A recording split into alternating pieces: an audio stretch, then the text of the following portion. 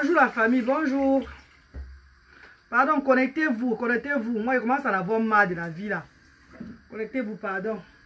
Je dois parler, connectez-vous.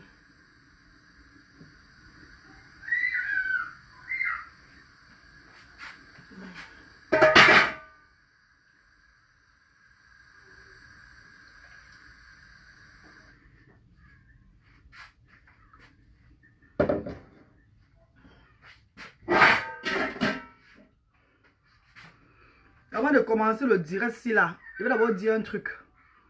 Je vais d'abord bonjour à tout le monde entier, bonjour à tout le monde. Je vous adore, vous tous. Donc la vie ici est bizarre. Aujourd'hui on peut être là, demain on n'est pas là. Voilà pourquoi il faut souvent partager des moments qu'on a passés, tragédiques de la vie avec le monde entier quand on a l'occasion. Et moi je me réveille ce matin parce que je suis fatiguée. Je suis fatiguée de quoi? Je suis fatiguée d'avoir un traumatisme, d'avoir des traumatismes qui me bouchent la tête, qui me traumatisent et que je dis les autres je ne peux pas dire. Je dévoile les autres et les autres j'ai honte de dévoiler. Je dois sortir tout ça de mon corps. Donc j'ai souvent comment on appelle, j'ai souvent des réactions bizarres dans les réseaux sociaux. Quand je me lève, je danse n'importe comment, ce n'est pas de ma faute. Quand je me lève, je fais certaines choses qui ne sont pas normales, ou bien on dit normaux, ce n'est pas de ma faute. J'ai traversé des traumatismes, des vies, et je regrette pourquoi j'ai connu un pays qu'on appelle le Cameroun. Je regrette pourquoi j'ai mis le pied au sol du Cameroun dans ma vie. Parce que le Cameroun m'a pris ce qu'on appelle ma chance, mes chances. Et je suis sûre que c'est ça. Le Cameroun a pris mes chances. Les hommes au Cameroun ont pris mes chances. Et ils doivent me remettre ces chances-là. Ils doivent me remettre mes chances, s'il vous plaît. Les hommes du Cameroun ont pris mes chances. Et ils doivent me remettre ça. Je suis fatiguée de cette vie. Je suis fatiguée de porter en moi beaucoup de mauvais souvenirs. Beaucoup de traumatismes que j'ai eu dans mon enfance. Je suis fatiguée de ça. J'aurai 38 ans bientôt. Et j'essaie de parler aussi pour sensibiliser aussi les gens aujourd'hui là. Si ça va aider certaines personnes dans les maisons. J'essaie de parler pour les sensibiliser. Et aussi pour me libérer. Parce que j'en ai marre. J'en ai marre de la vie. Non.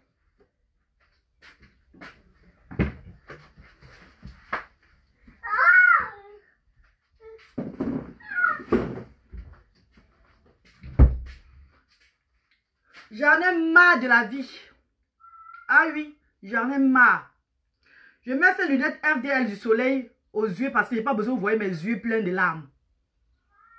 Je n'ai pas besoin vous me regarder dans les yeux parce qu'en vous lisant là, je vais couler les larmes. Et puis ça ne va pas plaire à beaucoup de personnes. Je profite des réseaux sociaux aujourd'hui pour parler, pour dévoiler certains trucs. On a dit dernièrement qu'il y avait un enfant qui a été violé à l'âge de 13 ans. À 13 ans, un enfant a été violé. Cet enfant a eu la malchance parce qu'elle était enceinte. Cet enfant a eu la malchance parce qu'elle était enceinte. Est-ce que vous savez qu'à l'âge de 13 ans même, dans un taxi,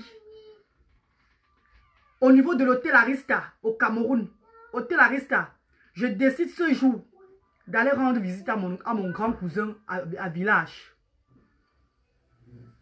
Je ne crois même pas que les prières vont m'aider. Parce que comme je dis, j'ai la foi. Et je vis avec la foi. Mais je commence à perdre espoir.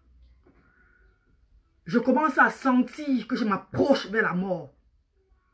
Il faut que je dévoile tout avant de mourir un jour. Au moins, ce monde entier va suivre ce que je dis. Les gens suivront ce que j'ai vécu. Mon parcours. Je pleure chaque jour. Je me demande qu'est-ce que j'ai fait à Dieu pour mériter ce genre de vie. Beaucoup de gens me disent que tu es une femme malchanceuse. Tu es une femme poisseuse. Oui, vous avez raison. Pourquoi? Parce que les hommes au Cameroun ont pris la chance. Ces gens que je vais dévoiler maintenant ont pris ma chance depuis.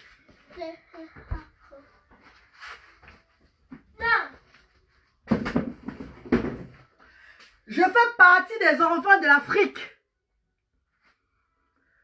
Que la chance a été prise par des gens, des vampires.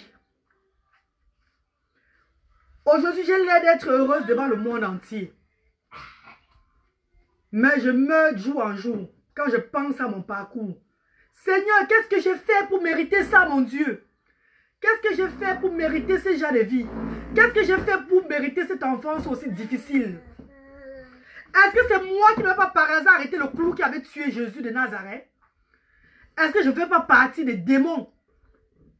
Est-ce que mes ancêtres ne font pas partie des démons qui avaient tué Jésus de Nazareth? Dites-moi. Peut-être que je suis une. Peut-être que je fais partie des gens qui étaient cause de la mort de Jésus. Et s'il vous plaît, je n'ai pas besoin de la compréhension des gens. Je dois juste dévoiler mes secrets qui m'ont troublé toute mon enfance. Ces choses que vous ne comprenez pas pourquoi je me comporte souvent ainsi. Ces choses peut-être qui ont été peut-être la cause des handicaps de mes enfants, peut-être. Oui, peut-être je suis une femme malchanceuse. Peut-être je suis une femme malchanceuse, oui. Mais qui est la cause de ma malchance? Le Cameroun avec ses hommes.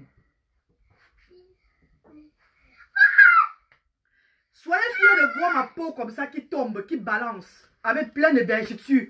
Je me suis gâté le corps avec l'huile. Oui. J'ai la peau qui tombe, oui. Je suis une femme qui n'a pas de chance, oui, je le sais. Mais pourquoi ça? Pourquoi je ne pouvais pas? Je ne pouvais pas arranger ma vie. Parce que j'ai le traumatisme qui est en moi, qui vit en moi. Quand je me réveille chaque matin, je pense à ces étapes de la vie là, je n'en crois pas.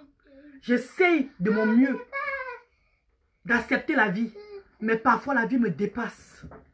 Parfois je dois parler à vous, je dois parler pour que ces enfants-là, qui sont aujourd'hui au Cameroun, pour qu'ils se réveillent, pour qu'ils comprennent que nous, avant d'arriver à ce niveau-ci là, nous sommes mortes. Nous sommes morts plusieurs fois, mais pas enterrés. Que nous sommes des morts vivants. Que nous attendons seulement le jour qu'on va nous enterrer. Le jour qu'on va quitter la terre, parce que nous sommes morts depuis. Je vous raconte mon histoire à l'âge de 13 ans, en 1994.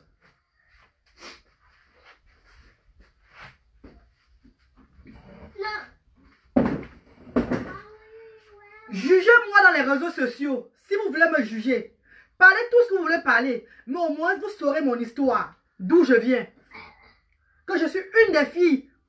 Peut-être que Dieu n'a pas voulu que je parte tôt. Mais que j'explique, que je parle mon expérience dans la vie. Pour aider les autres. Je prends le taxi devant l'hôtel Arista. Un vendredi, je décide d'aller rendre visite à ma famille. À ma famille, mon grand frère, qui va peut-être suivre ce direct-là. Je suis désolée à ma famille si je parle tout dans les réseaux sociaux, si je dévoile ma vie. Mais je dois le faire parce que vous n'avez jamais été là pour moi. Vous n'avez jamais été là pour moi, jamais de la vie.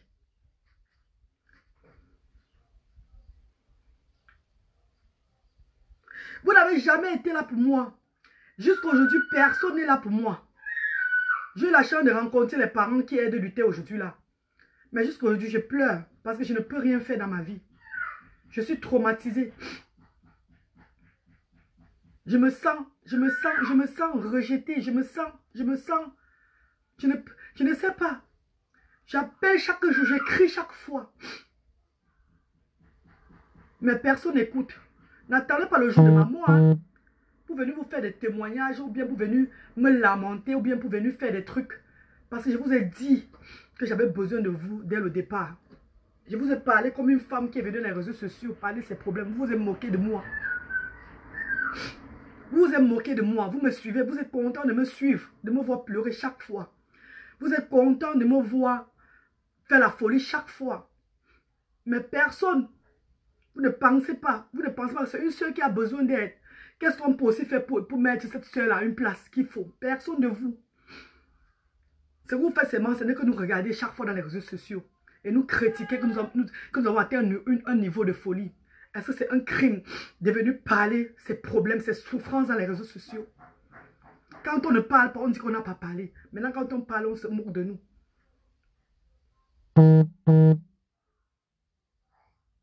Ah oui, oui, oui, il n'y a pas de problème. Je ne vais jamais regretter.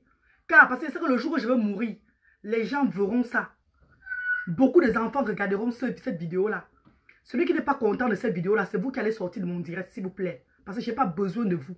Vous n'êtes jamais là quand j'ai besoin de quelqu'un. Si tu n'es pas content de mon direct, sors de ma vidéo.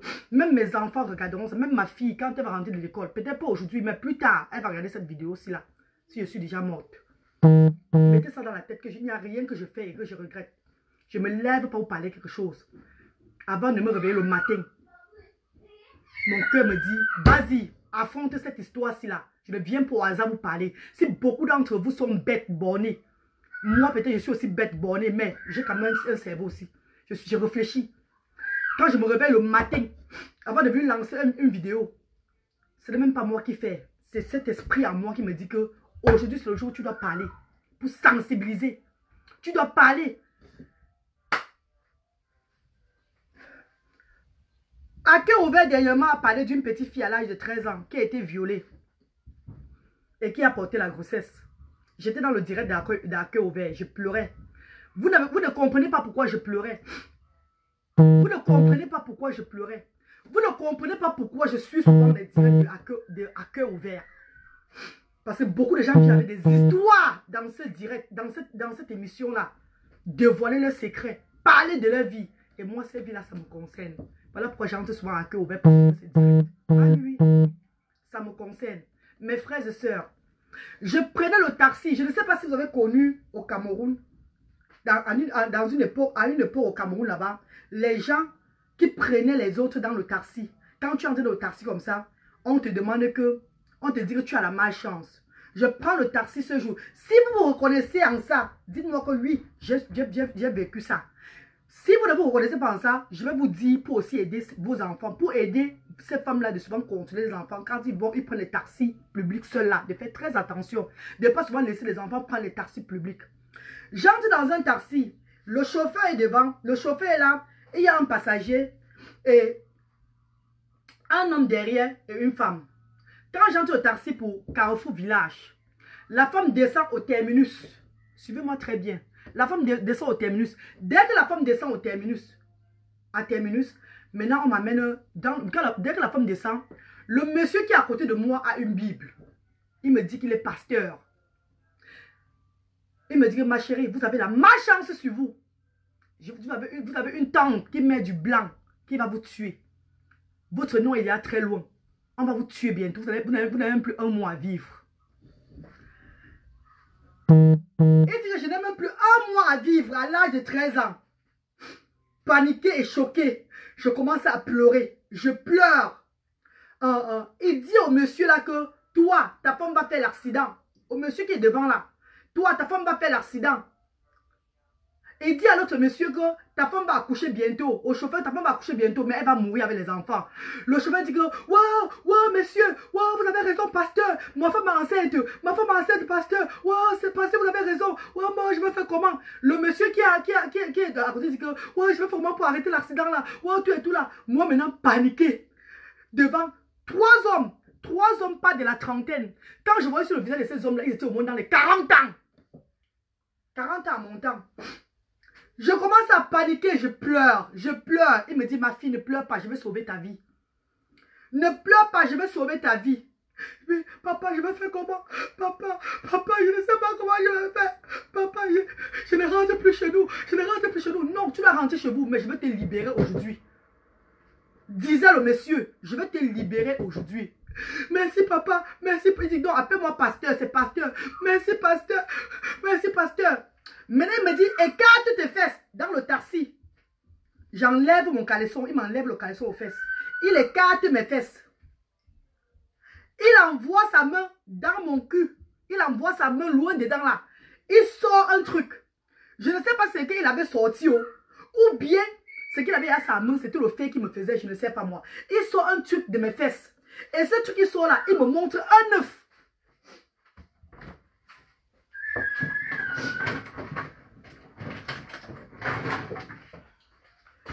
Il me montre un œuf. Un œuf, la fille. L'Afrique en général, je vous parle. J'ai les larmes aux yeux. Vous allez dire que pourquoi j'ai attendu l'âge pour venir témoigner. Parce que j'ai la chance d'être dans les réseaux sociaux. Le monde entier doit connaître ce que nous vivons souvent. C'est que beaucoup de femmes Beaucoup de femmes, avant d'arriver à cet âge-là, ce que nous vivons, le monde entier doit connaître ce que l'Afrique est. Notre pays que nous aimons, c'est que nous parcourons souvent. Ils sont cet œuf, un œuf. Et quand je vois l'œuf, je m'écoule. Je sais que je suis morte. Je sais que c'est fini. Je suis morte, c'est vrai. Il a sorti l'œuf. Je commence à pleurer. Il me dit, avant de continuer, si ma famille est là, suivez ce direct. Et ne m'appelez pas après. Ne m'appelez pas, j'assume tout ce que je dis. Je vous dis avant de me lever pour parler, on me dit de parler. Je ne parle pas au hasard. Si ma famille est connectée, suivez-moi très bien. Et ne venez pas m'embrouiller les oreilles après. Ne me dites rien du tout. Laissez-moi être dans le bateau si seul. Laissez-moi être dans ce bateau seul jusqu'au jour où Dieu va me rappeler. Et je vous dis les filles, je serai fière, très fière de rentrer. De rentrer parce que j'ai trop vécu. Parce que j'ai trop vu. J'ai trop supporté. Mon cœur a trop accepté. Je serai fière de rentrer. Ce jour que j'irai, que je rentrerai au pays de mes ancêtres, vous allez voir le sourire sur mon visage. Vous allez voir le sourire. Il sort l'œuf. Il envoie la main dans mon vagin et il sort l'œuf. L'œuf comme ça. Un enfant de 13 ans. Je m'écoule. Je sais que c'est fini pour moi. Il me demande ceci. Vous avez l'argent à la maison? Je dis, quel argent? Ma maman est pauvre. Ma grand-mère vivant à l'époque, elle est pauvre. On n'a pas d'argent. Je ne sais pas où je vais trouver l'argent. Il dit, parce que j'ai besoin de 500 000.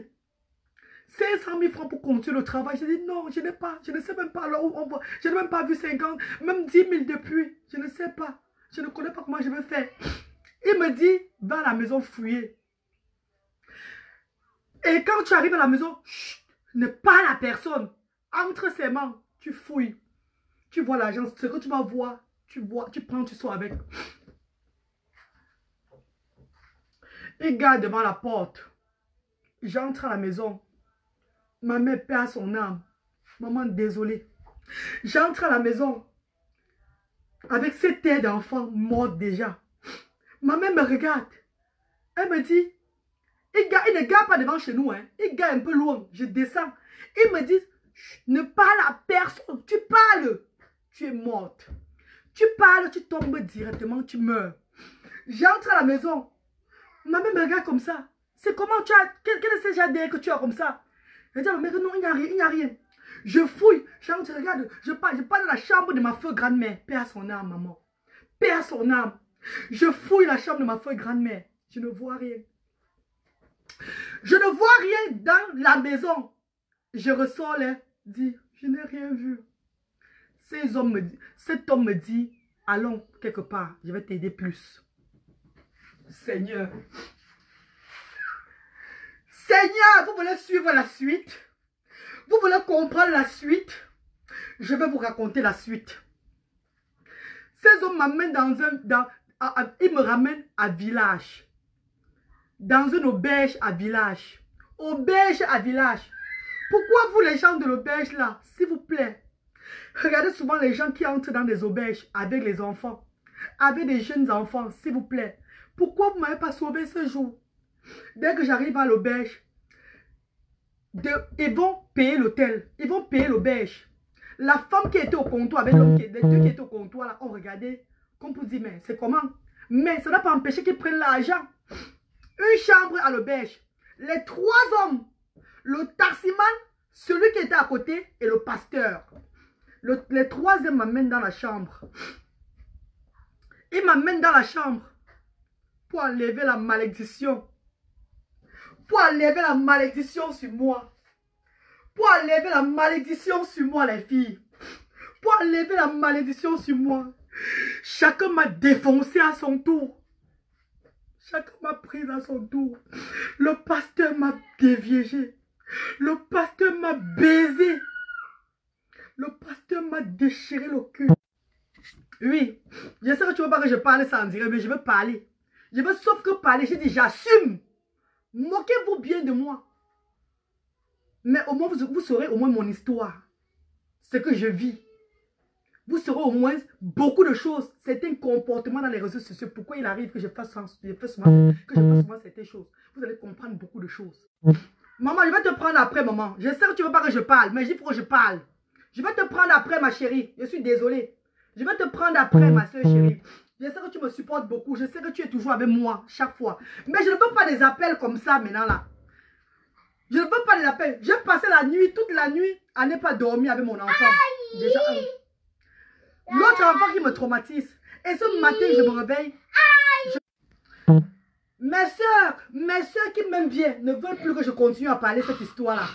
Mais vous devez comprendre ça. Je dis, j'assume.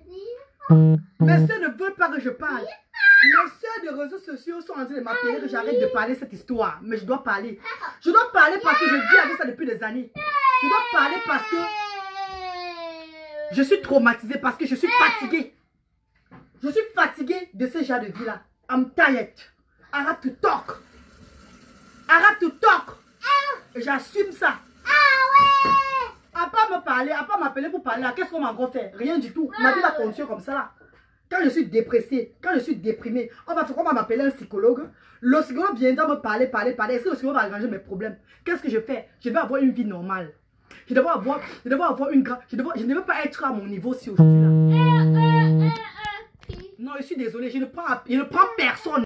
Je ne prends personne. Le pasteur m'a défoncé. Le chauffeur m'a défoncé. Le bodyguard, celui qui est à côté du chauffeur, et tous m'ont défoncé. J'ai coulé du sang partout. Partout. J'avais le sang partout sur moi. Le sang partout sur moi. Ils m'ont laissé là-bas dans la chambre là. En me disant qu'ils m'ont délivré. En me disant de rester pendant 1 an. De ne pas dire ça à personne pendant 1 an. Que si je disais à quelqu'un, avant les 1 an là, je devais rendre l'âme.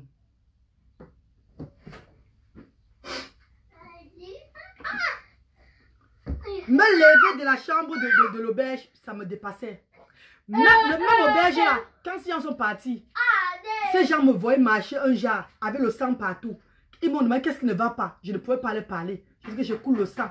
Ils ont compris que je m'étais fait violer. Mais qu'est-ce qu'ils ont fait pour ça? Ils m'ont juste nettoyé. J'ai lavé mes fesses. J'ai lavé mes fesses. J'ai lavé mes fesses. C'était tout. Après, ils m'ont laissé m'asseoir pendant au moins toute la journée. Je suis rentrée de chez nous vers 20 h. Ma mère savait que j'étais à Dorbassi chez mon oncle, chez mon grand frère. Elle savait que j'étais à Dorbassi chez mon grand frère. En ce moment, il n'y avait pas de téléphone portable pour appeler, pour être sûr que est-ce que l'enfant est en Dorbassi ou pas. À 20 h, ces gens de l'auberge m'ont mis dans le taxi pour rentrer.